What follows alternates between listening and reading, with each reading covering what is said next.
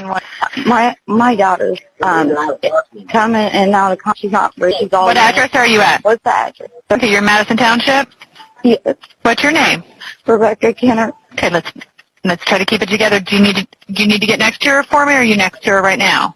I'm next to her right now. Okay. Tell me exactly what happened. Did you find her like this, or?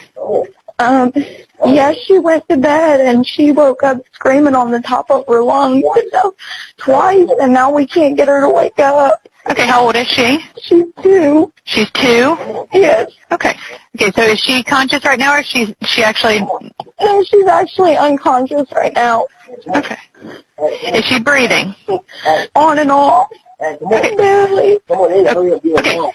Okay, listen to me. So she's not breathing normally, correct? No, she's not. Only towards Kinsley? The neglect was them all, but The neglect? the physical abuse was Kinsley. It wasn't about she didn't want her. She wanted to see Kinsley. By the time the morning arrived, the outcome was already fixed. On December 3rd, 2015, a 2-year-old child named Kinsley Raylan Kenner was pronounced dead. That is the end point. There is no revision to it. No later discovery changed that result. No explanation softened it. From that moment forward, every document, every interview, and every decision that followed would exist in the shadow of a single fact. A young child did not survive. What remains, after the outcome is known, is the timeline, the sequence of moments that led to it, the choices that were made, and the ones that were not, the gap between what happened and what might have happened differently. Kinsley was 2 years old, 2 years and 2 months, old enough to recognize familiar voices, old enough to seek comfort, old enough to be affected by the world around her, even if she could not explain it in words. She lived in Butler County, Ohio, in the Madison Township and Middletown area. It was an ordinary place, not remote, not hidden, a place with roads, neighbors, schools, hospitals, and emergency services. In the days before her death, Kinsley sustained injuries that would ultimately prove fatal. Those injuries were not addressed in time to reverse what followed. On December 20th, an emergency call was finally made. By then, the situation had already moved beyond recovery. She was transported for medical care. Despite intervention, her condition continued to decline. The following day she died. That sequence, injury, delay, emergency response, death, is documented. It is not disputed. It is the backbone of this case. The fact of her death is not presented here to shock or provoke. It does not need emphasis. It is sufficient on its own. A child died. That is the truth that cannot be altered. What matters, and what demands attention, is not only that this happened, but that it happened in a setting where protection was expected. This was not a place without access to help. This was not a situation beyond the reach of intervention. Systems existed that were designed to notice risk, to respond to harm, and to act before the worst outcome became inevitable, and yet the worst outcome occurred. There is a temptation, when confronted with a case like this, to rush immediately to blame, or to search for a single moment that explains everything. This story resists that simplicity. The end was not the result of one isolated instant. It was the product of time passing, of warning signs that did not interrupt the path forward, of decisions that allowed circumstances to continue as they were. From the vantage point of December 3rd, 2015, all of that becomes clear in retrospect. The signs line up, the missed opportunities become visible. The space where intervention could have occurred stands out sharply, but that clarity only exists because the outcome is already known. At the beginning, there was no announcement that this story would end here. There was no moment when the danger declared itself unmistakably. There were only fragments, small enough to be explained away, easy enough to ignore, familiar enough to feel manageable. That is how many failures of protection unfold, quietly, incrementally, without a single unmistakable alarm. Kinsley's name now appears in records, in court documents, and in news reports. But before any of that, she was simply a child living her daily life. Her death transformed her into a case. This documentary does not begin with the details of harm or the identities of those involved. It begins with the reality that the harm was not inevitable by nature. It occurred within a system meant to prevent exactly this kind of outcome. One sentence must be acknowledged early, even before the full context is understood. There were points in time when this outcome could have been different. That sentence is not an accusation. It is an observation supported by what followed. It is the reason this story continues to matter years later. Not because it is unique, but because it is not. By starting at the end, the focus stays where it belongs, on the finality of what was lost, and on the responsibility that remains with the systems designed to protect children like Kinsley. Everything else in this story moves backward from this point, tracing how a child who should have been safe was not. There is no suspense about the ending. It is already known. The question that remains is not what happened, but how it was allowed to happen at all. This is where the story begins. This story does not exist simply because a crime occurred. Crimes happen in many forms, and the justice system is designed to respond to them after the fact. Arrests are made, charges are filed, sentences are handed down. Those steps address responsibility once harm has already taken place. They do not explain why a child reached that point without protection. What happened to Kinsley cannot be understood fully by focusing on one act or one individual alone. The outcome was shaped by a wider context, by decisions made over time, by warning signs that did not lead to action, and by systems that were either absent or unused when they were needed most. This is the distinction that matters.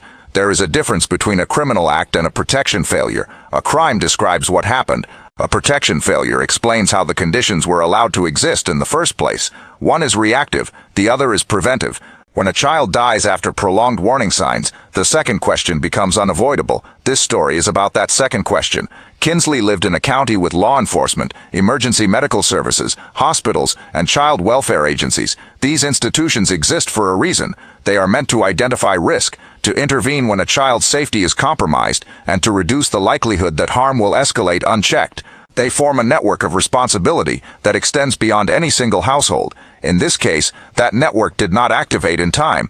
That does not mean every system failed in the same way, or at the same moment. It does not mean that intent was malicious, or that outcomes were obvious at every step. It does mean that the safeguards designed to interrupt danger did not alter the course of events before it was too late. This documentary is structured around that reality. It does not seek to relitigate guilt, which has already been addressed in court. It does not aim to provoke outrage or to assign blame without evidence. Its purpose is to examine how warning signs moved through or failed to move through the systems meant to respond to them. The case offers a clear framework for understanding how protection breaks down. There were visible indicators. There were behavioral changes. There were explanations that conflicted. There were moments when concern existed without escalation. Each of these elements, taken alone, can seem manageable. Taken together, they form a pattern that becomes clear only when viewed over time. This is why the story matters beyond this single case. Many child welfare failures do not begin with obvious emergencies. They begin with uncertainty, with hesitation, with assumptions that situations will improve on their own. Systems often rely on reports being made, concerns being voiced, and thresholds being met before action is taken. When those steps do not occur, risk can persist in plain sight. Kinsley's case demonstrates how easily that can happen. By following the sequence of events carefully and without speculation, this documentary aims to show where intervention might have occurred and why it did not in hindsight as a judgment, but as a lesson. Understanding these moments is essential for recognizing similar patterns elsewhere before they reach an irreversible conclusion. There is a responsibility that comes with telling a story like this. It requires restraint, it requires accuracy, and it requires a focus on systems rather than spectacle. The goal is not to create fear, but clarity. Not to suggest that every warning sign leads to tragedy, but to show what happens when warning signs accumulate without response. If you stay with this story, you will not be asked to reach a predetermined conclusion. Instead, you will be guided through the decisions, omissions, and structures that shape the outcome. You will see how a child remained unprotected despite signals that something was wrong. And you will be given the context needed to understand how this could have unfolded as it did. This is not just about what happened to Kinsley. It is about how child protection depends on awareness, communication, and timely action, and what happens when any part of that chain fails. By the end, the central question will not be whether a crime occurred. That is already known. The question will be how the systems designed to prevent harm responded to the warning signs they were meant to recognize. That understanding is the purpose of this story. Before this story continues, it is important to pause briefly and explain why attention matters here. Cases like this are often discussed only after they reach an irreversible outcome. By then, the focus tends to narrow to courtroom decisions or individual responsibility. What is often missing is sustained attention on the systems that failed quietly, long before any emergency response was triggered. Visibility changes that. When stories of child protection failures are seen, shared, and discussed, they stop existing only as isolated records. They become part of a public memory. That memory matters because it shapes how institutions are questioned, how patterns are recognized, and how future warnings are taken seriously. Attention, in this context, is not passive. It is a form of accountability. This channel exists to document cases where children were failed not by chance, but by gaps in protection. It is not a space for outrage or spectacle. It is a record, a place where timelines are preserved, decisions are examined, and lessons are made visible without distortion. Engagement here is not about agreement or reaction. It is about participation and awareness. When people watch these stories through to the end, they gain a clearer understanding of how harm can escalate without intervention. When they share them, they help ensure that these failures are not forgotten or dismissed as rare exceptions. Silence allows systems to remain unchanged. Documentation creates pressure to improve them. If you choose to stay with this story, you are not being asked to judge the people involved. You are being asked to witness the process, to see how warning signs can accumulate, how responsibility can become diffuse, and how easily protection can fail when no one step feels urgent on its own. This channel serves as a voice for children who no longer have one, and as a reference point for those who want to understand how prevention breaks down in real life. Each documented case adds to a larger picture, one that shows where safeguards hold and where they do not. Your attention helps keep that picture complete. As this story continues, the focus will remain on clarity, accuracy, and restraint. The goal is not to overwhelm, but to inform, not to sensationalize, but to make patterns visible. What comes next will move carefully through the life of one child, not as a statistic, but as a person. That foundation matters, because understanding failure begins with understanding who was supposed to be protected in the first place. Before this story moves further into systems, decisions, and failures, it is necessary to stop and establish who this story is about. Not a case file, not a timeline. A child. Her name was Kinsley Raylan Kenner. That name appears now in court records, medical reports, and official documents. It appears attached to charges, convictions, and sentencing outcomes. But before it was ever written in those contexts, it belonged to a living child who existed day to day in the care of adults around her. Kinsley was born on October 20, 2013.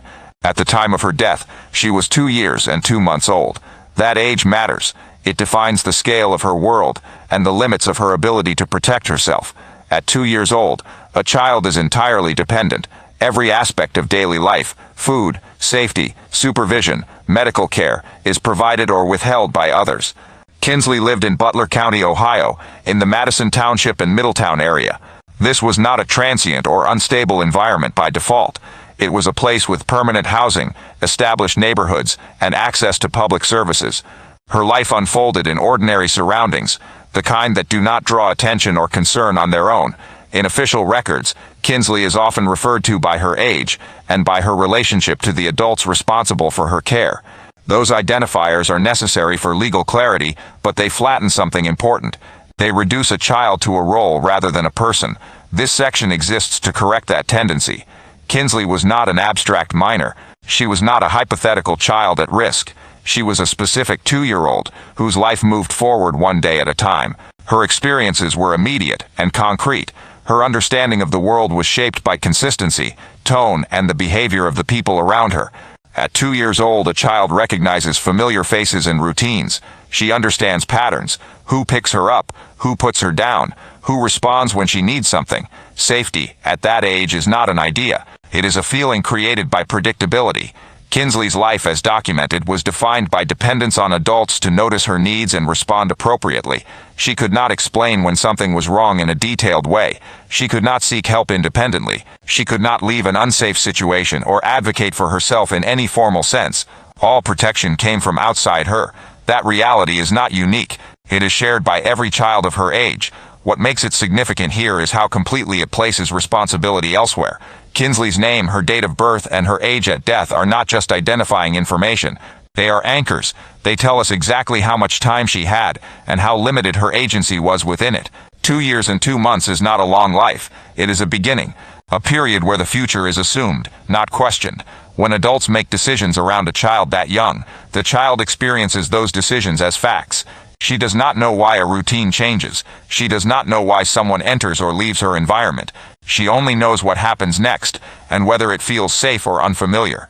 In records, Kinsley's life is often summarized in relation to the harm that ended it.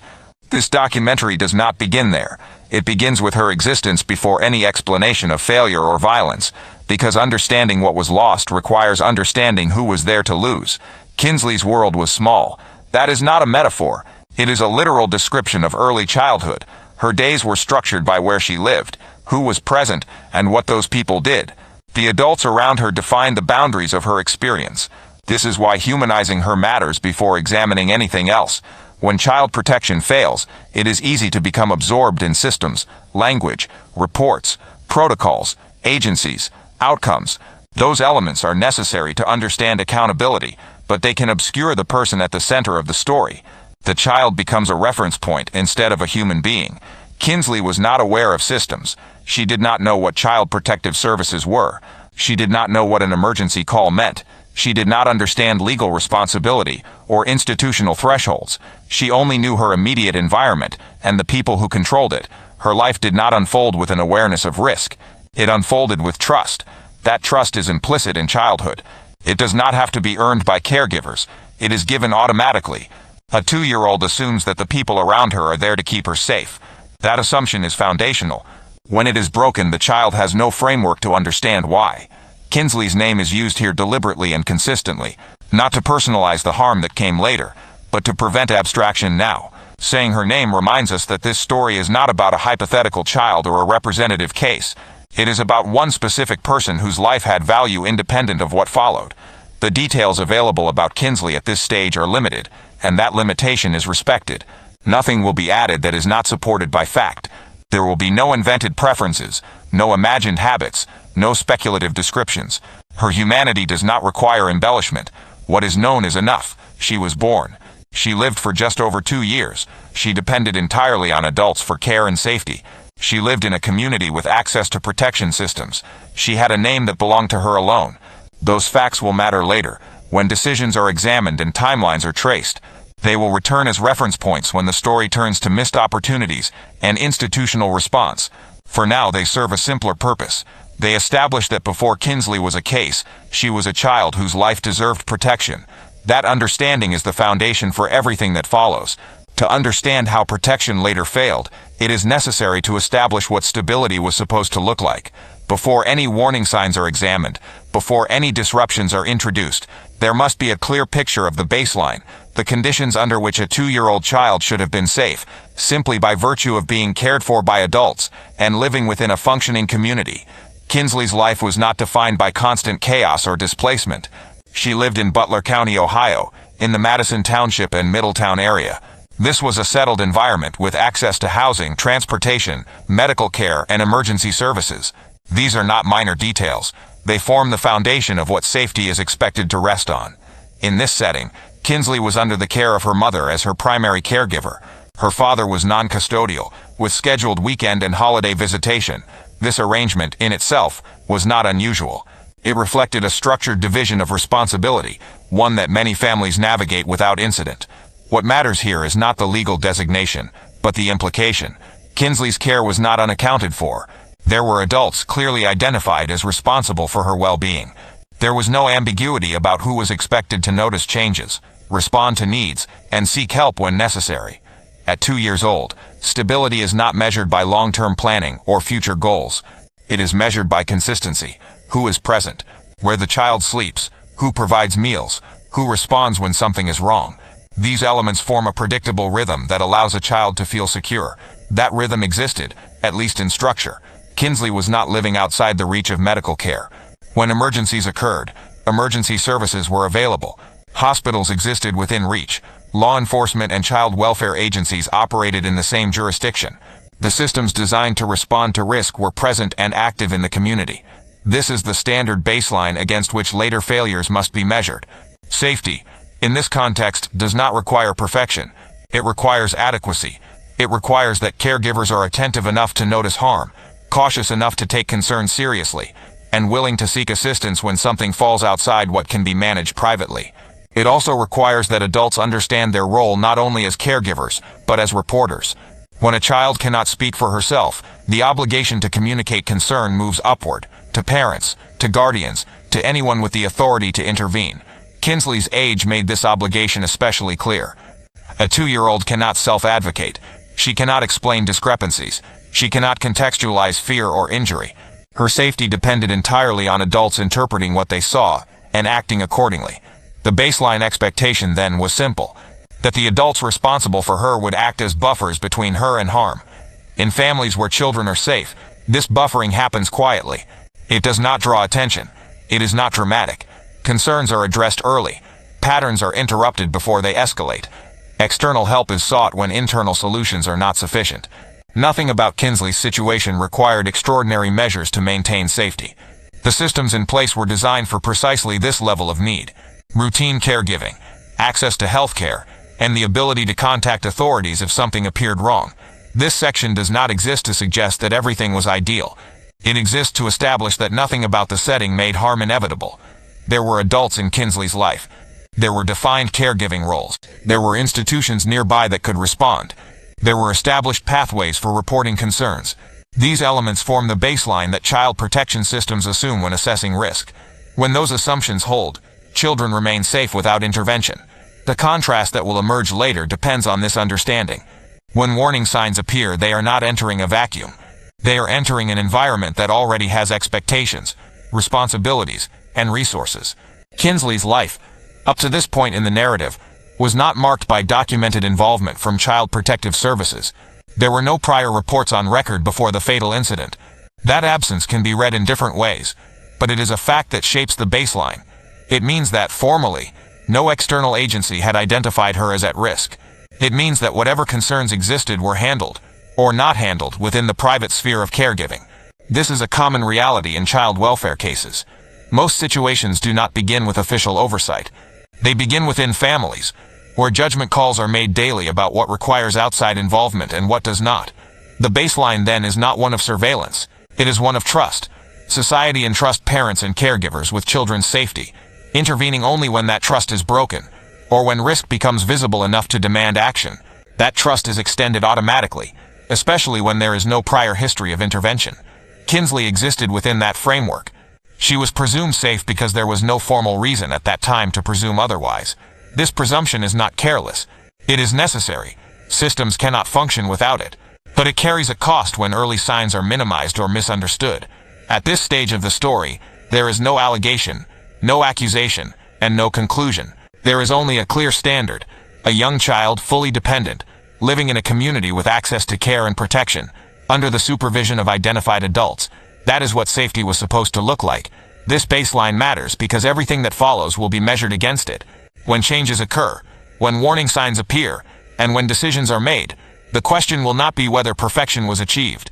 The question will be whether this basic standard of safety, attention, response, and escalation when needed, was upheld. This section defines that standard. Changes in a child's environment do not announce themselves as disruptions at the moment they occur. They arrive quietly, often framed as ordinary developments in adult life.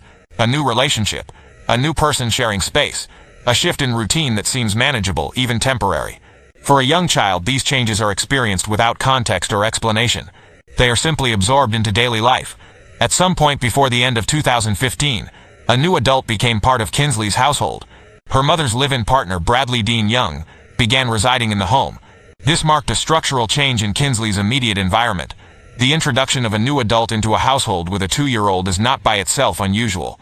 Many families expand or reorganize in this way. When it happens, it often comes with adjustments that are considered normal, new schedules, new responsibilities, and new dynamics between adults. For a child as young as Kinsley, however, any change in who is present carries weight. At 2 years old, familiarity is built through repetition. A child learns who is part of her world by who is there consistently, who wakes her, who feeds her, who occupies shared space. When a new adult enters that pattern, the child does not evaluate intent or role. She responds to presence. This shift did not occur in isolation. It intersected with the existing caregiving arrangement, where Kinsley's mother was her primary caregiver, and her father had non-custodial visitation. The structure of responsibility remained formally the same, but the day-to-day reality inside the home had changed. What matters at this stage is not interpretation, but acknowledgement of the shift itself. A household that previously revolved around a single primary caregiver now included another adult with regular access to the child. This altered the balance of supervision, authority, and influence within the home. Even when relationships are healthy, such changes require adjustment. For a toddler, those adjustments are navigated without understanding or choice. There is no immediate indication, at the moment of this change, that harm will follow. No formal reports were made. No outside agencies intervened. From the perspective of systems designed to monitor risk, nothing had yet crossed a visible threshold. That is often how the first supervision and responsibility without immediately triggering concern from the systems designed to protect her. Nothing about this moment demanded alarm. Nothing about it required immediate action, and that is precisely why it matters. Warning signs rarely arrive as a single, unmistakable event. More often they appear as changes, subtle at first, then increasingly difficult to dismiss. In cases involving very young children, these changes are especially important because the child cannot explain what is happening or why. In the period following the shift in Kinsley's household, indications began to emerge that something in her environment was no longer stable. These indications did not immediately form a clear narrative. They surfaced in pieces, observed by the adults responsible for her care. Each piece, taken alone, could be interpreted in multiple ways. Together they began to suggest a pattern. One of the earliest categories of concern involved changes in behavior. Kinsley was 2 years old, an age when development is typically marked by curiosity, movement, and interaction. Behavioral shifts at this stage are not uncommon, and they can have many explanations: fatigue, illness, changes in routine. What matters in a protection context is not the presence of change, but whether change persists and whether it coincides with other indicators. In Kinsley's case, observers later described her becoming more withdrawn. She appeared more fearful at times. Her level of interaction decreased. These were not momentary fluctuations, but behaviors that were noticed and remembered after the fact. Such changes do not come with labels. They do not announce themselves as danger. They require interpretation, and interpretation depends on the attentiveness and judgment of the adults who see them. Alongside these behavioral changes, physical indicators also appeared. Visible bruising and head injuries were observed on Kinsley during this period. These injuries were not hidden or internal. They were noticeable enough to prompt explanations. In young children, minor injuries can occur during normal play, and caregivers are often accustomed to explaining small marks as accidental. What raises concern is not the existence of an injury, but the context surrounding it. In this case, explanations for Kinsley's injuries were inconsistent. Accounts varied. The reasons given did not always align with the nature of the injuries observed. These discrepancies were later documented as part of the investigation, but at the time they were handled within the household. Conflicting explanations are another early warning sign that requires interpretation. They suggest uncertainty, confusion, or concealment, but they do not on their own confirm harm. They place responsibility on caregivers to decide whether the situation warrants outside involvement. In Kinsley's situation, those explanations were accepted without escalation. There were also internal communications that reflected concern about discipline practices. Text messages exchanged between adults referenced harsh physical discipline. These messages did not trigger an immediate response from authorities because they were not reported at the time. They became known later during the investigation. What matters here is not the content of the messages themselves, but what they represent: awareness. The existence of such communication indicates that concerns about how Kinsley was being treated were present within the household. Awareness without action is a critical element in many child protection failures. In addition to visible injuries and behavioral changes, there were later reports of specific incidents that had occurred earlier. These included accounts of shaking and head strikes that were witnessed by Kinsley's mother. These incidents were not reported to authorities when they happened. They became known only after the fatal injury. During the course of the investigation, this distinction is important. At the time these incidents occurred, they remained private knowledge. No report was made to Child Protective Services. No request for intervention was initiated. The system had no opportunity to respond because it was never alerted. From the perspective of child protection frameworks, this is where risk can remain unaddressed even when danger exists. Systems are reactive by design. They depend on information being shared. The warning signs in Kinsley's case existed across multiple domains: behavioral changes that suggested distress, physical injuries that required explanation, conflicting accounts of how those injuries occurred, private communications acknowledging harsh discipline. witnessed incidents that were not reported. Each of these signs carries weight. None of them on their own demands a singular conclusion. Together they form a picture that becomes clear only when viewed cumulatively. At the time, however, they were experienced sequentially, not collectively. A bruise was explained. A behavioral change was attributed to circumstance. A concerning incident was handled internally. Each moment was resolved in isolation, allowing the overall pattern to remain unrecognized. This is how early warning signs often function. They do not overwhelm, they accumulate quietly. For a 2-year-old child, the margin for error in this process is extremely small. Kinsley could not contextualize what was happening to her. She could not seek help or explain inconsistencies. Her safety depended entirely on adults connecting the dots. That connection did not occur in time. It is also important to note what did not happen during this period. There were no calls to Child Protective Services, no formal reports were filed, no welfare checks were initiated. The injuries and behavioral changes did not trigger mandated reporting despite the fact that multiple indicators were present. This absence of reporting does not imply that concerns were invisible. It indicates that they were contained. Contained concerns are particularly dangerous in child protection contexts because they give the appearance of management without oversight. They allow adults to believe that a situation is under control even as risk escalates. The warning signs did not escalate directly to an emergency. They lingered in a space where action felt optional rather than urgent. This section does not assign intent or motive. It does not suggest that those who observed these signs understood their significance fully. It simply establishes that the signs existed, that they were noticed, and that they were not acted upon in a way that involved external protection systems. Later, when authorities reviewed the case, these early indicators took on new meaning. They were no longer isolated observations. They became evidence of a pattern that had gone unaddressed. At the time, they were moments that passed. Understanding this distinction is essential. It shows how easily early warning signs can be normalized, especially when they emerge gradually and within private spaces. It also shows how child protection failures often begin not with a dramatic event but with hesitation.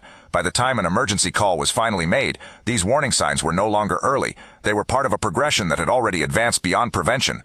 This section exists to slow that progression down, to examine the point where intervention was still possible, even if it did not yet feel inevitable. The signs were there. The question was not whether they existed, but how they were understood. That question leads directly to what did not happen next. By the time early warning signs were present, the conditions for intervention already existed. What did not exist was a response. This is the first point in the story where the outcome could have shifted in a meaningful way, not through hindsight, but through action that was available at the time. It is also the point where responsibility begins to move beyond individual observation and into institutional absence. Despite visible injuries, behavioral changes, conflicting explanations, and private acknowledgement of concerning behavior, no report was made to Child Protective Services before the fatal incident. This fact is central. It defines the boundary between what was known privately and what was known publicly. Child protection systems do not monitor households by default. They respond when information is brought to them. That information can come from mandated reporters, medical professionals, educators, law enforcement, or caregivers themselves. Until it does, the system remains unaware, regardless of what is happening inside a home. In Kinsley's case, that threshold was never crossed. The injuries she sustained prior to the final emergency were handled internally. Explanations were offered and accepted within the household. Behavioral changes were observed, but not escalated. Witnessed incidents were not reported at the time they occurred. As a result, no formal record existed to trigger review, assessment, or intervention. This is not a technicality. It is the mechanism by which protection either activates or does not. Without a report, Child Protective Services had no opportunity to assess risk. No welfare check was conducted. No safety plan was considered. No external eyes evaluated whether the explanations given aligned with what was being observed. The system did not fail by making a wrong decision. It failed by never being engaged. This distinction matters because it reveals how protection can collapse without any single dramatic error. There was no caseworker who closed a file prematurely. There was no investigation that missed a key detail. There was instead an absence, a space where action should have occurred but did not. That absence was shaped by normalization. When concerning signs appear gradually, they are often explained away as temporary, accidental, or manageable. A bruise becomes an isolated event. A behavioral change becomes a phase. A troubling incident becomes something to address privately.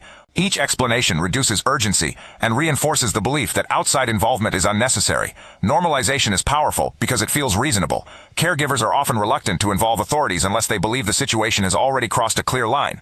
They worry about overreacting, about consequences, about being misunderstood. In many cases, they believe they can handle the situation themselves. This mindset delays reporting, even when warning signs accumulate. In Kinsley's case, that delay meant that the first opportunity for systemic intervention passed without notice. No mandated reporter encountered her injuries in a clinical or educational setting before the fatal incident. No emergency call was made until December 2015. Until that moment, the system remained inactive. It is important to state clearly what this section does not claim. It does not claim that reporting would have guaranteed safety. It does not assume that intervention would have unfolded perfectly. It does not suggest that outcomes are predictable once systems are engaged. What it does establish is that intervention was possible and did not occur. This was the first moment when protection could have shifted from private judgment to public responsibility. The absence of a report also meant that patterns were never assessed collectively. Each warning sign existed in isolation, interpreted by the same small group of people. There was no independent evaluation to challenge assumptions or question inconsistencies. This concentration of interpretation is another risk factor in child protection cases. When the same individuals both observe and explain concerning signs, there is no corrective mechanism. External oversight is what introduces that correction. Because no report was made, no such oversight existed. This is why the first missed intervention is not defined by a specific date or agency action. It is defined by inaction over time. The decision not to report, whether deliberate or assumed unnecessary, allowed conditions to continue unchanged. It allowed responsibility to remain contained within the household, even as warning signs multiplied. From a systems perspective, this is where prevention depends most heavily on individual judgment. The system cannot compensate for information it never receives. This is also where many child protection failures quietly take shape, not through refusal to act, but through the belief that action is not yet required. Kinsley remained in her mother's custody during this period. That custody was never formally questioned, because no process was initiated to question it. The absence of CPS involvement meant there was no formal assessment of safety, no review of injury explanations, and no monitoring of household dynamics. The baseline of trust established earlier remained intact, not because trust was earned repeatedly, but because it was never formally challenged. This moment, the first missed intervention, does not come with an alarm or a clear marker. It is visible only in retrospect, when later evidence reveals how much was already known before the final emergency. That retrospective clarity is uncomfortable, but it is necessary. It shows how systems designed to protect children rely not only on their own procedures, but on the willingness of individuals to activate them. When that activation does not happen, systems appear absent even though they are operational. The cost of that absence becomes clear only when prevention is no longer possible.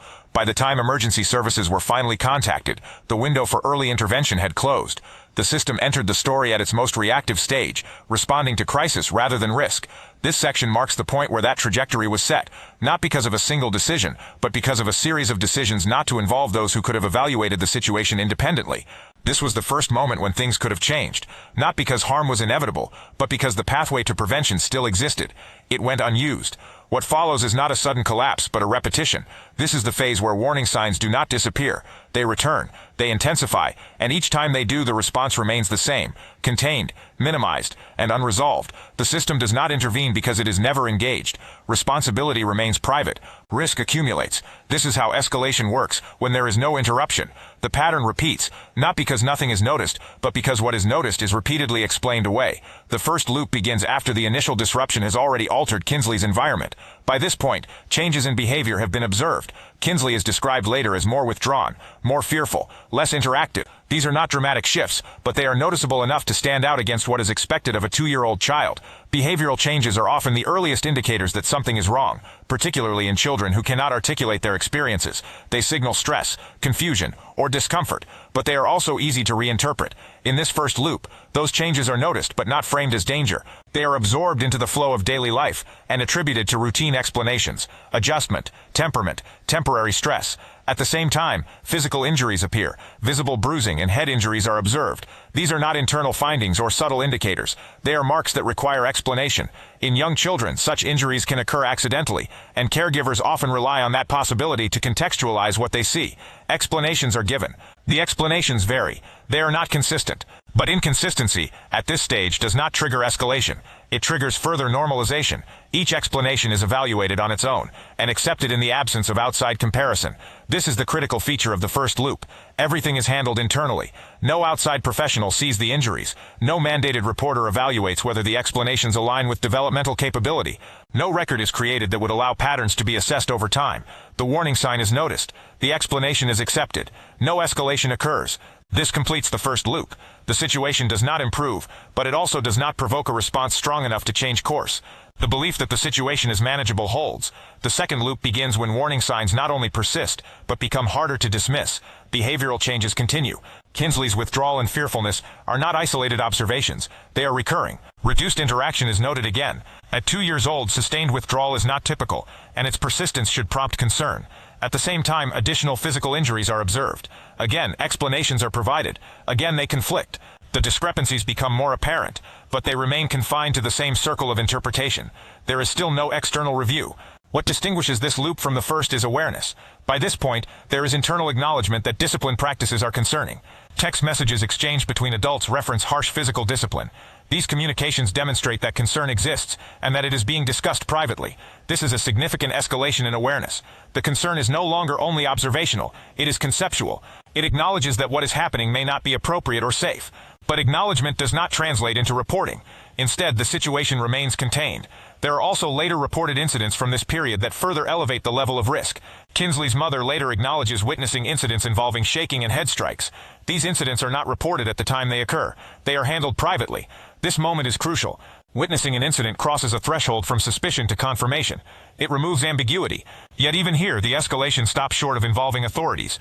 The system remains unaware. No call is made to Child Protective Services.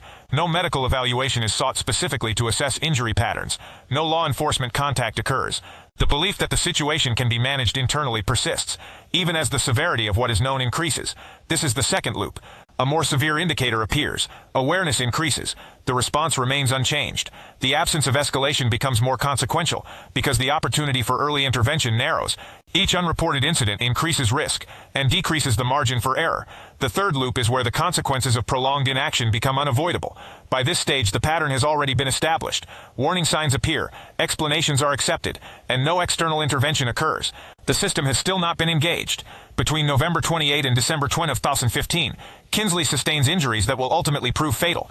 These injuries do not prompt an immediate emergency response. The delay matters. This is not a single moment of harm followed instantly by intervention. It is a period during which severe injury exists without urgent escalation to emergency services. When an emergency call is finally made on December 20th, the situation has reached a critical stage. At that point, the response shifts abruptly from private management to public emergency intervention. But by then, the escalation loop has completed its final cycle. Emergency medical services respond. Law enforcement becomes involved. Kinsley is transported to Cincinnati Children's Hospital. Medical professionals assess her condition. The system finally activates, but it does so in response to crisis, not risk. This distinction defines the third loop. Crisis-level harm occurs. The response is delayed. Consequences are irreversible. Unlike the earlier loops, this one does not reset. There is no return to normalcy. There is no opportunity for further explanation or normalization. The trajectory changes permanently. Kinsley dies on December 3, 2015. Counting the failures, each loop represents a missed opportunity, not in isolation, but in sequence. Second failure, more severe indicators acknowledged. Awareness increases, still no escalation. Third failure, crisis-level harm, delayed emergency response, irreversible outcome. These are not abstract failures. They are practical ones. They describe moments where different choices were available and not taken.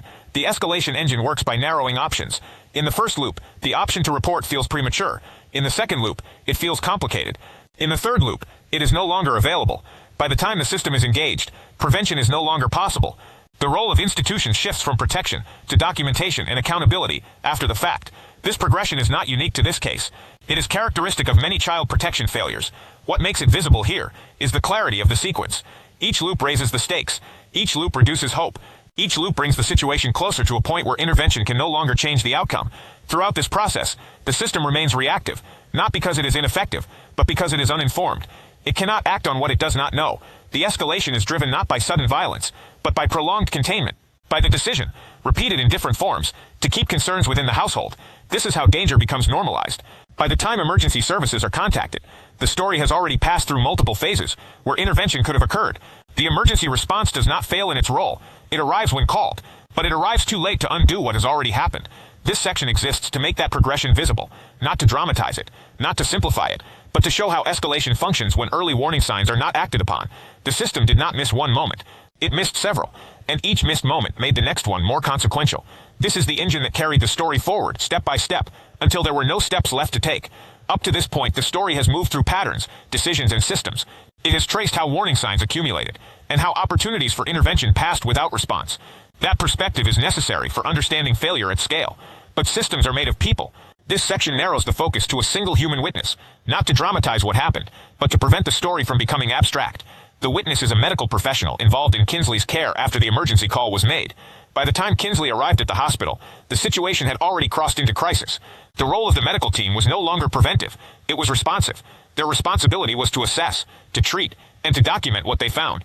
For clinicians, this kind of work is routine in form, but never in meaning. They see children at their most vulnerable. They rely on observation, measurement, and clinical language to understand what a child cannot explain.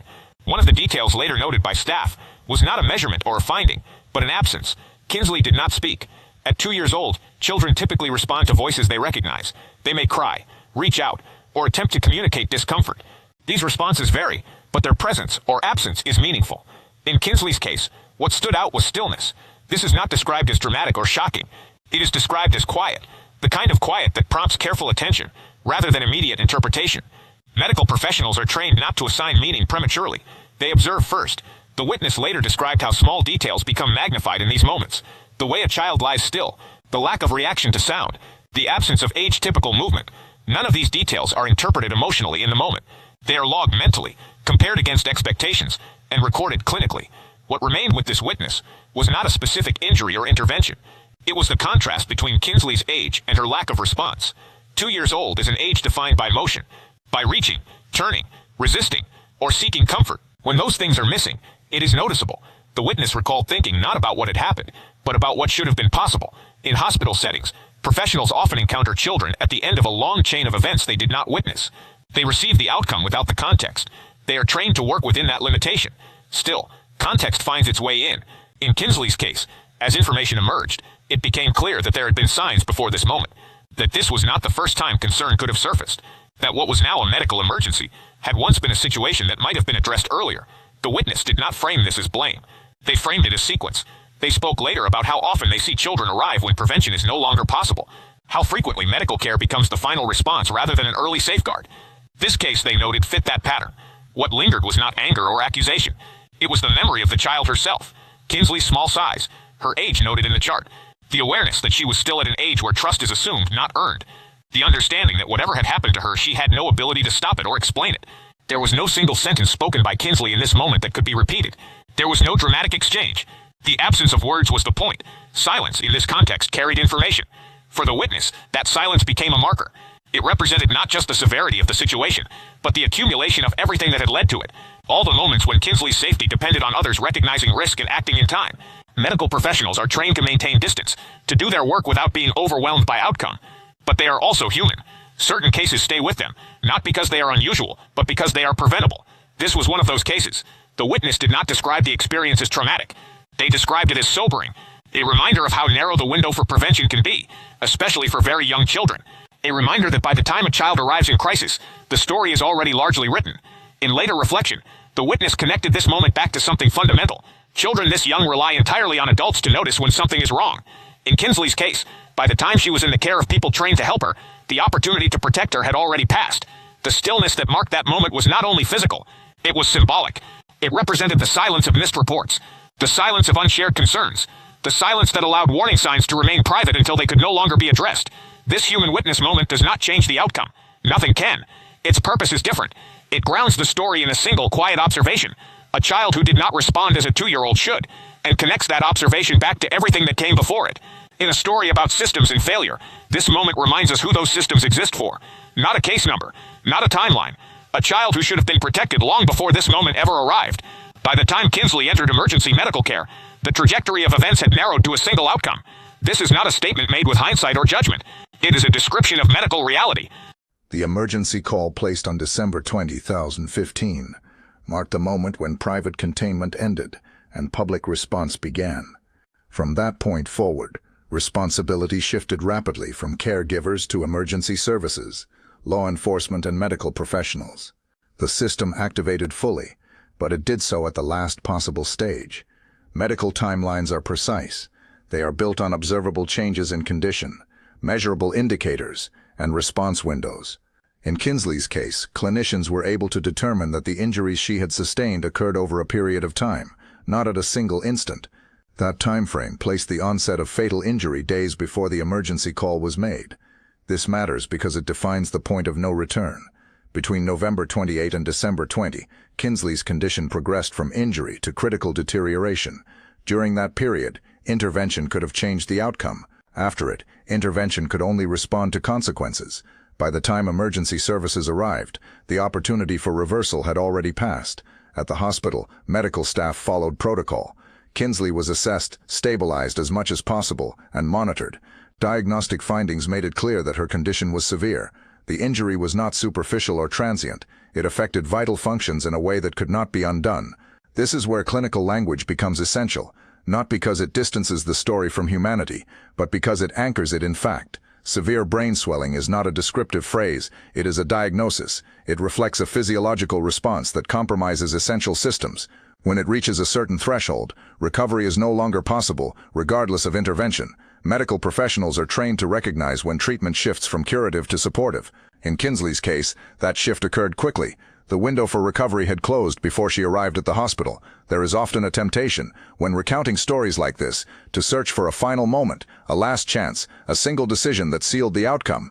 In reality, the point of no return is rarely a single moment. It is a boundary crossed quietly, defined by time passing without action.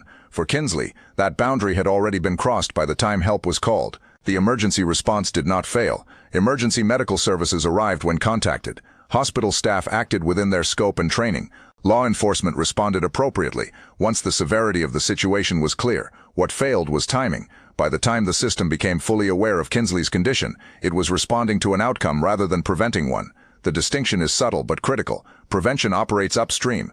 It depends on early recognition, reporting, and intervention. Emergency response operates downstream. It manages harm after it has occurred. Once Kinsley was in the hospital, the role of institutions changed. They moved from protection to documentation, from prevention to accountability, from possibility to finality. On December 3, 2015, Kinsley was pronounced dead. That pronouncement did not represent a sudden change. It marked the confirmation of a process that had already reached its conclusion.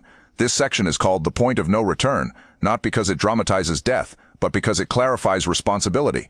It shows where the limits of response lie. It explains why later actions, no matter how thorough, could not alter the outcome. By the time medical findings were documented, the relevant questions were no longer about what could be done for Kinsley, but about what had not been done earlier. This is the moment where accountability begins to shift fully into the past. Every warning sign examined earlier becomes significant in a new way. Once the point of no return is reached, behavioral changes, visible injuries, conflicting explanations, and unreported incidents are no longer hypothetical risks. They are precursors. The medical reality anchors those precursors in consequence. From this point forward, the story cannot move back into prevention. It can only move into understanding and response. It can examine how explanations held up against evidence. It can assess how decisions aligned with outcomes. It can evaluate whether systems functioned as designed once they were engaged. But it cannot change what happened. The stillness observed by medical staff becomes permanent. The silence becomes final. This section does not linger on suffering. It does not recount sensory detail. It does not dramatize the moment of death. It states plainly and respectfully that there was a moment after which nothing could be reversed. That moment did not occur in the hospital. It occurred earlier, when intervention was still possible and did not happen. Recognizing that boundary is essential for understanding everything that follows. From here, the story shifts from escalation to examination, from prevention to accountability, from what could have been done to what must now be understood. The point of no return has been crossed. After Kinsley's death on December 3, 2015, the focus of the response shifted fully from emergency care to examination. This phase is not driven by urgency in the same way the emergency response was. It is deliberate, procedural, and methodical. Its purpose is not to intervene, but to understand, to establish what happened, when it happened, and whether the explanations given align with the evidence available. The Butler County Medical Examiner's Office conducted its work within that framework. Medical examiner findings are designed to answer specific questions. They do not speculate about intent. They do not rely on narrative. They document physical reality and place it within a medical and temporal context. In Kinsley's case, those findings established that she died from severe brain swelling and internal injuries consistent with abusive head trauma. This determination was made without reliance on graphic description. It was based on clinical indicators and injury patterns. One of the most important aspects of the findings was timing. The injuries that caused Kinsley's death were not confined to a single immediate event just before the emergency call. Medical assessment indicated that fatal injuries were sustained over a period of time between November 28 and December 20, 2015. This timeline mattered.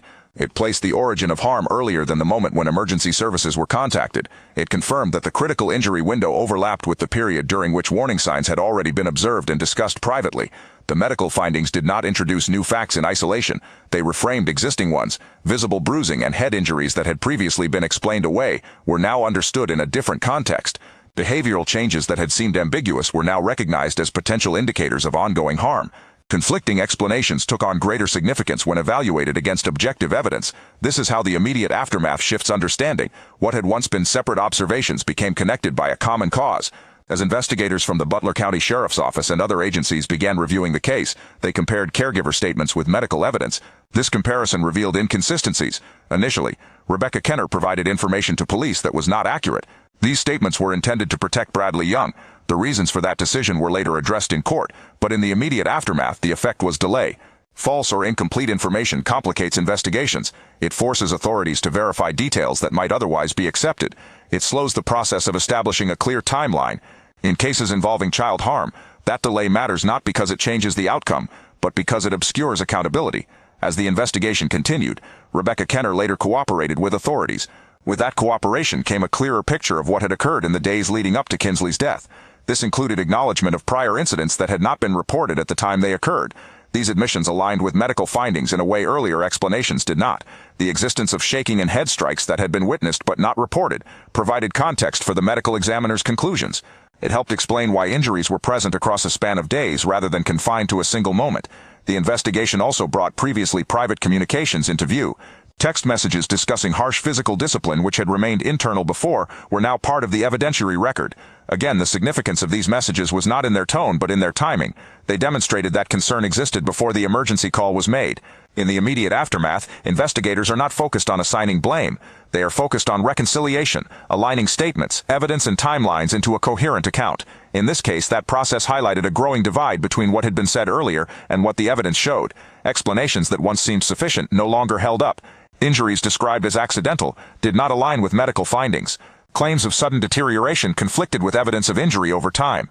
This is the point where truth begins to emerge not as accusation, but as convergence. Each piece of evidence reinforced the others. Medical findings supported investigative conclusions. Witnessed incidents explained injury patterns. Behavioral changes matched clinical expectations. The pattern that had been invisible in real time became unmistakable in review. Importantly, this clarity did not rely on hindsight alone. It relied on documentation. Medical examiner reports, hospital records, law enforcement interviews, and digital communications all contributed to a record that could be examined objectively. This is the strength of the immediate aftermath phase. It replaces assumption with evidence. The agencies involved each played a defined role. Emergency medical services documented the condition in which Kinsley was found. Hospital staff recorded clinical findings. The medical examiner established cause of death. Law enforcement gathered statements and evidence. The prosecutor's office evaluated whether charges were supported. Each agency operated within its mandate. None of them had been involved earlier, when prevention was still possible. Their involvement now was comprehensive, but it was necessarily retrospective. This distinction is crucial. The immediate aftermath is where systems perform best, because they are designed to respond decisively once harm is undeniable. The tragedy in cases like this is not that the response is inadequate at this stage, but that it arrives only after the opportunity to protect has passed. As evidence accumulated, it became clear that the explanations initially provided could not account for the injuries documented. The truth that emerged was not dramatic, it was incremental. It emerged through comparison. What was said was compared to what was seen. What was believed was compared to what was measured. What was assumed was compared to what was recorded. This process stripped away ambiguity. It also tied the outcome directly back to the earlier warning signs. The behavioral changes described earlier were no longer viewed as isolated developmental shifts. The visible injuries were no longer considered accidental. The conflicting explanations were no longer benign inconsistencies. They were recognized as missed indicators. This recognition does not rewrite the past. It clarifies it. In the immediate aftermath, Kinsley's case transformed from a medical emergency into a criminal investigation. That transformation was driven not by emotion, but by evidence. The truth that emerged was not about intent or character. It was about sequence and omission, about what happened over time and what did not happen in response. This section matters because it marks the transition from uncertainty to documentation. Once the evidence was assembled, the narrative could no longer rely on private explanation. It belonged to the public record. The story moved from the household to the courtroom. What had once been handled quietly was now subject to scrutiny. The immediate aftermath did not create accountability. It made accountability possible. It revealed how early warning signs aligned with fatal outcomes. It showed how private normalization allowed harm to progress unchecked. And it established a factual foundation that would guide everything that followed. From here, the story moves into the justice phase, not to assign morality, but to document consequence. The truth, once established, does not change. It waits to be acted upon. That is what comes next. Once the immediate aftermath established a clear evidentiary record, the case moved into the justice phase. This stage is often assumed to be the conclusion of a story, but in reality, it serves a narrower purpose. Courts do not resolve every question raised by a child's death. They determine criminal responsibility within defined legal limits. In Kinsley's case, the justice process unfolded after investigators assembled medical findings, witness statements, and corroborating evidence. The Butler County Prosecutor's Office evaluated that record to determine whether criminal charges were supported by the facts. The focus was not on speculation or narrative, but on what could be proven beyond a reasonable doubt. Bradley Dean Young, the mother's live-in partner, was charged in connection with Kinsley's death. The charges reflected the severity of the findings and the conclusion that her injuries were not accidental.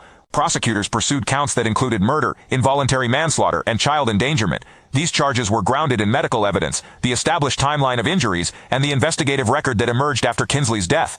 The legal process that followed was structured and formal. Evidence was reviewed. Arguments were made. Ultimately, the court reached a verdict. Bradley Young was convicted of murder, involuntary manslaughter, and child endangerment. He was sentenced to life in prison, with eligibility for parole after 15 years. That sentence represented the maximum accountability available under the law for his role in Kinsley's death. It reflected the court's determination that the harm she suffered met the legal standard for the most serious criminal responsibility. The outcome resolved one dimension of the case. It did not resolve all of them. Rebecca Kenner's role required separate legal consideration. As Kinsley's mother and primary caregiver, her actions and omissions were evaluated under a different framework. The investigation established that she had witnessed prior incidents of harm and had not reported them.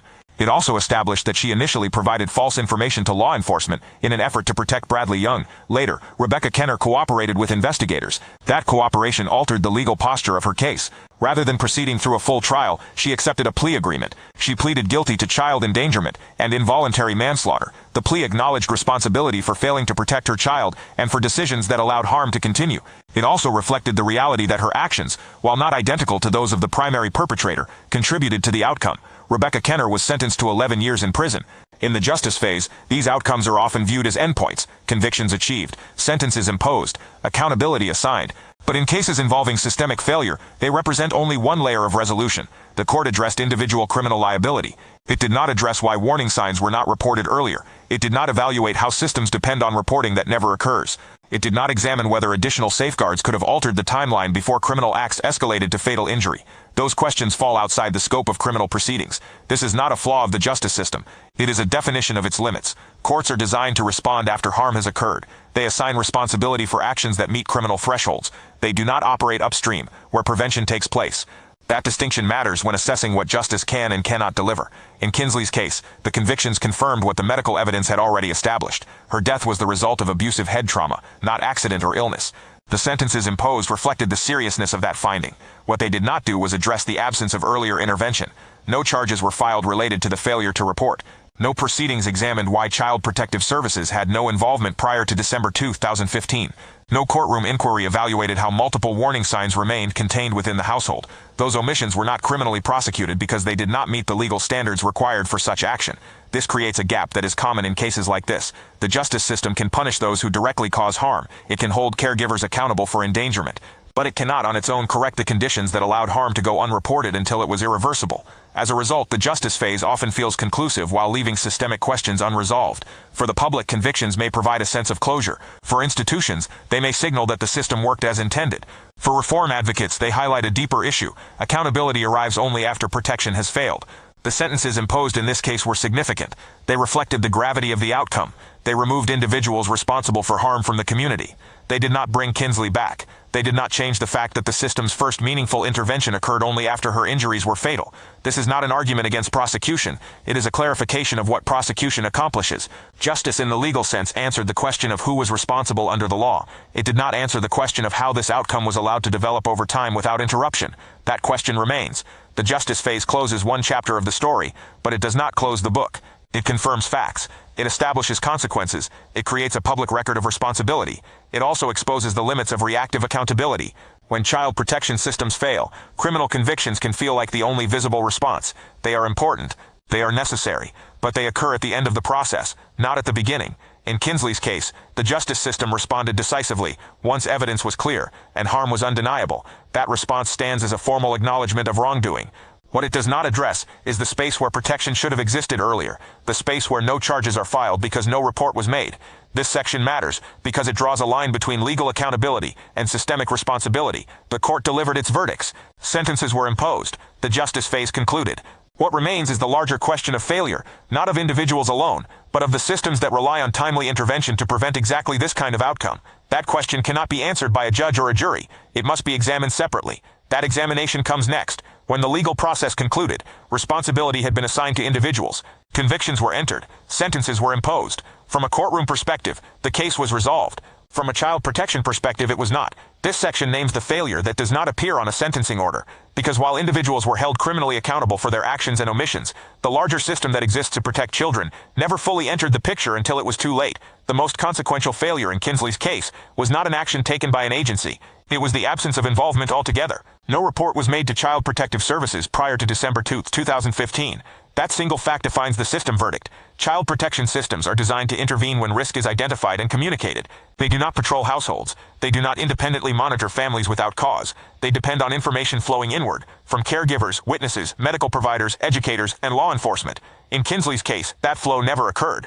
Despite visible injuries, behavioral changes, conflicting explanations, and witnessed incidents of harm, no report reached the system that could have initiated an assessment. No caseworker was assigned. No safety plan was developed. No external oversight was established. This was not a failure of investigation. It was a failure of activation. The system did not ignore Kinsley. It never knew she was at risk. That distinction matters, because it reveals how protection breaks down without a single dramatic error. There was no moment when an agency declined to act on a report. There was no decision to close a case prematurely. There was no misinterpretation of policy by a caseworker. Instead, the protocols that exist to protect children were never triggered. This does not absolve responsibility. It reframes it. The child protection system relies on mandatory reporting laws, professional judgment, and community awareness to function. When those mechanisms fail to activate, the system remains idle, not by choice but by design. In this case, the failure compounded over time. Each unreported injury allowed the next one to occur without scrutiny. Each explanation accepted privately prevented external evaluation. Each day that passed without reporting narrowed the window for intervention. By the time emergency services were contacted, the system's role was limited to response, not prevention. Timing mattered. If a report had been made when visible bruising was observed, Child Protective Services could have assessed risk. If a report had been made when behavioral changes became pronounced, a safety plan could have been implemented. If a report had been made after a witnessed incident of shaking or head strikes, immediate intervention could have occurred. These are not guarantees of a different outcome. They are opportunities for a different one. The system is built around opportunity, not certainty. What failed here was the chain of communication that allows opportunity to exist. It is also important to be precise about what did not fail. Emergency medical services responded when called. Law enforcement investigated when notified. Hospital staff provided care. The medical examiner established cause of death. Prosecutors pursued charges based on evidence. Each institution performed its function once it was engaged. The failure occurred before engagement. This is the uncomfortable reality of many child welfare cases. The most critical decisions are made outside the system, long before professionals become involved. When those decisions delay or prevent reporting, the system's capacity to protect is effectively bypassed. In Kinsley's case, normalization played a central role. Injuries were explained away. Behavioral changes were minimized. Concern was discussed privately, but not escalated publicly. Harsh discipline was acknowledged but not reported. Witnessed harm was contained rather than disclosed. Normalization does not feel like neglect in real time. It feels like coping. It feels like managing a difficult situation without outside interference. It often feels safer than involving authorities. But normalization carries risk. It allows harm to continue unchecked. It converts warning signs into background noise. It delays intervention until the situation crosses from concerning to catastrophic. The system verdict in this case is not that policies were ignored by agencies. It is that policies designed to protect children were never activated because the threshold for reporting was never crossed by those who witnessed risk. This raises difficult questions that cannot be answered by a courtroom. How do we ensure that warning signs are recognized as reportable before harm becomes severe? How do we support caregivers in seeking help without fear or stigma? How do we reinforce that reporting is not punishment but prevention? These questions extend beyond this case, but they are grounded in it. Kinsley remained in her mother's custody despite warning signs, not because a court ordered it, but because no process was initiated to reconsider custody. No report meant no review. No review meant no change. The system did not weigh in because it was never invited to. This is not an abstract failure. It is a structural one. Child protection systems are reactive by necessity. They respond to information provided. When that information is withheld, intentionally or unintentionally, the system's safeguards are rendered ineffective. In Kinsley's case, the consequences of that structure were fatal. This section does not exist to assign blame broadly or indiscriminately. It exists to clarify where responsibility ends and where vulnerability begins. Individual actions caused harm. Individual decisions delayed reporting. Systemic design limited intervention to cases that are reported. All three realities coexisted. The verdict then is layered. The court addressed criminal responsibility. The evidence established factual truth. The system verdict identifies a failure of activation, timing, and communication. Kinsley's death was not the result of a single broken rule. It was the result of a system that depends on early signals receiving none until the final moment. Understanding that failure is essential, not because it offers comfort, but because it offers clarity. If prevention is the goal, then the absence of reporting must be treated as a critical vulnerability, not an anomaly. The system cannot protect children. It never sees. That is the verdict that remains after the courtroom lights dim, and it is the verdict that must be reckoned with if similar outcomes are to be prevented in the future. After the legal process concluded and responsibility was formally assigned, the question that remained was not about punishment, but about prevention. What, if anything, changed as a result of Kinsley's death? In many child welfare cases, the answer is difficult. Reform does not always arrive in the form of new laws or sweeping policy shifts. Often it appears quietly, in training materials, internal reviews, and increased awareness among professionals and communities. Kinsley's case did not produce a single named reform or statute bearing her name. There is no record of a specific law enacted directly in response to her death. That absence is important to acknowledge because it reflects a common reality. Not every tragedy leads to immediate structural change, but absence of formal reform does not mean absence of impact. Cases like this one become reference points. They are cited in training, discussed in professional settings, and used to illustrate how failures occur when reporting does not happen. They inform how agencies think about risk, even when they were not involved at the time. Within the Butler County system, Kinsley's case entered the institutional memory of law enforcement, prosecutors, medical professionals, and emergency responders. It became part of how future cases were evaluated, a reminder of what delayed intervention looks like in practice. The legacy here is instructional rather than legislative. One of the clearest lessons reinforced by this case is the central role of reporting. Child protection systems cannot assess risk they are unaware of. When visible injuries, behavioral changes, and witnessed harm remain private, the system's capacity to intervene is effectively neutralized. That reality has implications for training. Professionals who encounter children in healthcare settings, childcare environments, and community roles are often reminded through cases like this that uncertainty does not eliminate the duty to report. Conflicting explanations, even when plausible, warrant external review. Silence, even when motivated by fear or loyalty, carries risk. Kinsley's case underscores that reporting is not an accusation. It is a request for assessment. This distinction is frequently emphasized in child welfare education, and cases like this one provide the concrete context that abstract policy language cannot. There is also a broader cultural implication. Many caregivers hesitate to involve authorities out of concern for consequences, disruption, or stigma. Kinsley's story illustrates the cost of that hesitation when harm is already occurring. It reframes reporting not as punishment, but as a protective tool that operates before harm becomes irreversible. At the same time, it is important to recognize the limits of reform. Even with increased awareness, systems remain reactive. They still depend on someone making the decision to report. Training can improve recognition of warning signs, but it cannot compel action in every case. Policy can define thresholds, but it cannot eliminate fear or denial. This is why reform in child protection is incremental. It moves through repeated exposure to cases like this one, through professional reflection, and through community dialogue. It advances through small shifts in understanding rather than immediate transformation. Kinsley's legacy exists in that slow movement. Her case contributes to a growing body of evidence showing how abuse can escalate without intervention when warning signs are normalized. It reinforces the importance of early reporting, particularly in very young children who cannot advocate for themselves. It also highlights a gap that remains unresolved: how to support caregivers in seeking help before crisis. Fear of involvement with authorities is a documented barrier to reporting. Addressing that fear requires more than policy. It requires trust, education, and accessible support systems that offer intervention without immediate punishment when risk is identified early.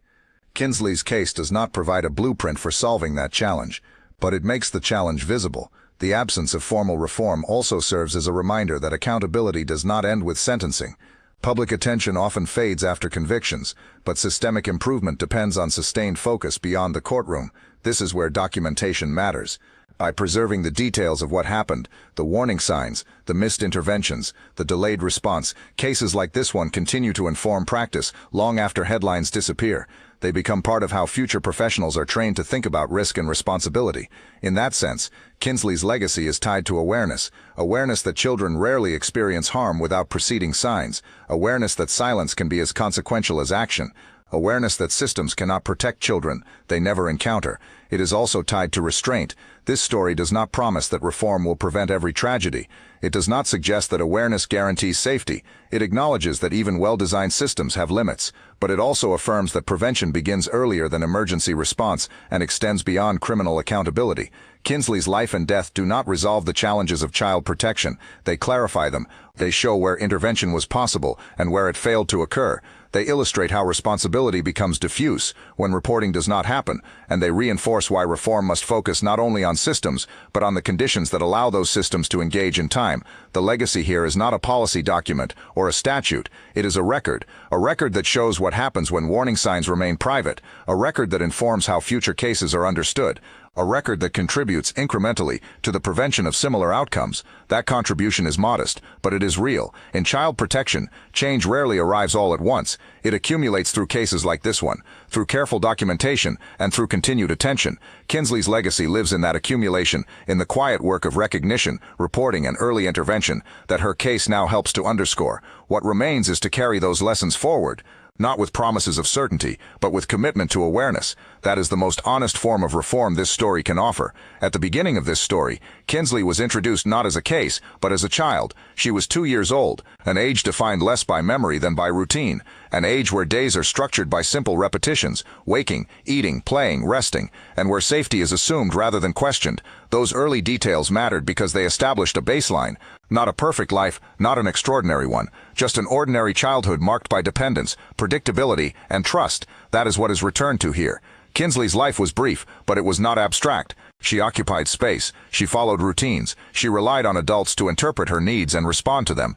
Like most children her age, she could not articulate danger. She could only express discomfort through changes in behavior and presence. Those changes were noticed. Earlier in this story, those observations were described plainly: withdrawal, fearfulness, reduced interaction. They were not dramatic signals. They were quiet deviations from what had come before. In Section 4, Kinsley was described through the lens of ordinary life. The purpose was not sentiment. It was grounding, to establish who she was before the system ever entered the picture. That grounding matters now because it clarifies what was lost. Kinsley did not lose a future defined by achievements or milestones. She lost the continuation of ordinary days, the small, repetitive experiences that make up early childhood. The contrast is not between what was and what might have been in an ideal sense. It is between what was present and what abruptly stopped. Her routines ended. The patterns that defined her days, the simple expectations of care and consistency, were interrupted permanently, not by a single moment, but by a process that unfolded over time. In earlier sections, stillness became a recurring observation. Stillness at the hospital, stillness noted by medical professionals, stillness that stood out precisely because it contradicted what was expected of a 2-year-old child. That stillness now becomes the final callback. Children this age are not meant to be still for long. Movement, curiosity, and interaction are part of how they exist in the world.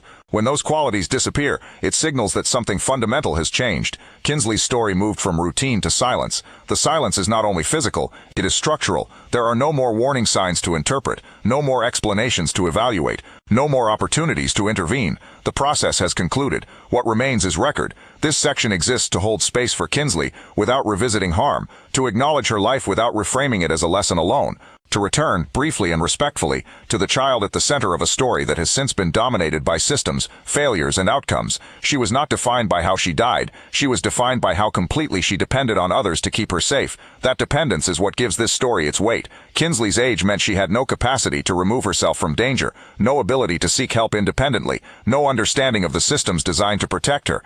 Those systems depended entirely on adults recognizing risk and acting on her behalf. They did not. This closure does not attempt to resolve that reality. It does not soften it. It simply acknowledges it. Kinsley's life does not need embellishment to matter. It mattered because it was a life entrusted to others, a life that existed within ordinary routines until those routines were overtaken by harm that went unreported. The quiet details introduced earlier, her age, her presence, her reliance on care, now frame the absence left behind. There is no dramatic ending here, no final image, no narrative release, only the recognition that a child who should have continued moving through ordinary days did not get the chance. Returning to those early details is not about nostalgia, it is about accuracy. It keeps the focus where it belongs, not on perpetrators, not on institutions, not on outcomes alone, but on the child whose safety depended on systems that never activated in time. Kinsley's story ends without resolution in the way stories often seek it. There is accountability, but no restoration. There is clarity, but no correction. What remains is her name, her age, and the quiet facts of her life. That is enough. Honoring her does not require more words than that.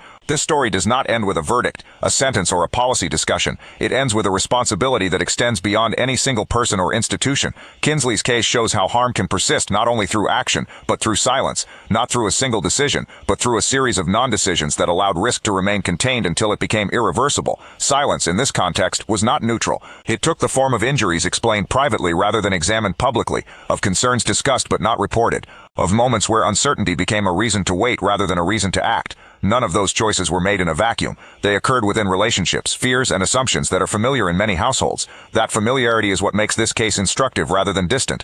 The moral position here is not about blame. It is about responsibility. Child protection systems do not function on intent alone. They function on information. When warning signs are not shared, systems cannot respond. When systems cannot respond, children remain exposed to the conditions causing harm. This does not require malicious intent. It requires only inaction. Kinsley's age made her entirely dependent on others to notice when something was wrong and to seek help on her behalf. She could not report injuries. She could not explain fear. She could not ask for protection. That responsibility belonged to the adults around her, and more broadly, it belongs to the structures we rely on to intervene when private situations become unsafe. This is where moral clarity matters. Intervention is not an accusation. Reporting is not a punishment. Attention is not interference. They are mechanisms designed to prevent harm before it escalates beyond control. Kinsley's story demonstrates what happens when those mechanisms are not used. The system did not fail because it acted incorrectly. It failed because it was never activated. That activation depends on people recognizing that uncertainty itself can be a reason to seek outside assessment. The moral lesson here is not that every concern leads to tragedy.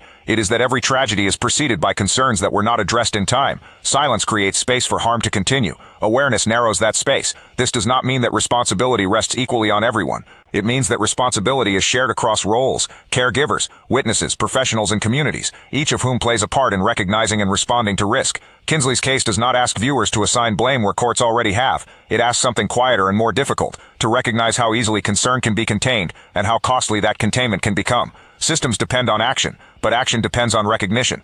Recognition begins with noticing patterns rather than isolated events, with treating repeated explanations as signals rather than resolutions, with understanding that early intervention is not a failure of trust, but an expression of care. This moral positioning is not about fear. It is about clarity. Children rely on adults to err on the side of protection. They rely on systems that can only function when invited in. They rely on decisions made before harm becomes undeniable. Kinsley did not have access to those decisions. They were made around her. Her story asks that future decisions be made differently, not with certainty but with caution, not with accusation but with responsibility.